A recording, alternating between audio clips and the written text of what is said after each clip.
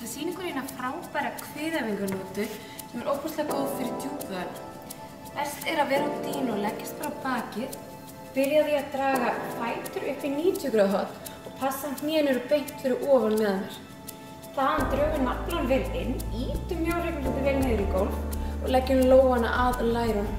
Við ætlum að byrja því að ýta lærunum í lófana og lófunum í lærin á móti. Og nú þurfum við alveg að þrýsta og finna hvernig upphandleggir og kviðvöðvar byrja að vinna. Hér ætlum við að halda alveg í cirka 10 sekúndur og gera þetta svona 10 sinnum.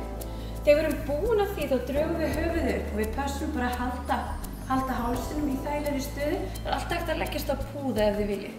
Hér ætlum við að einblína á að ýta á annan fótinn og meðan við réttum úr hinum fætinum. Og við höldum svona í 2-3 sekúndur og skiptum síðan yfir. Og við verum alltaf að passa að halda mjóhryggnum vel niðri. Þetta gerum við svona cirka 20 sinnum.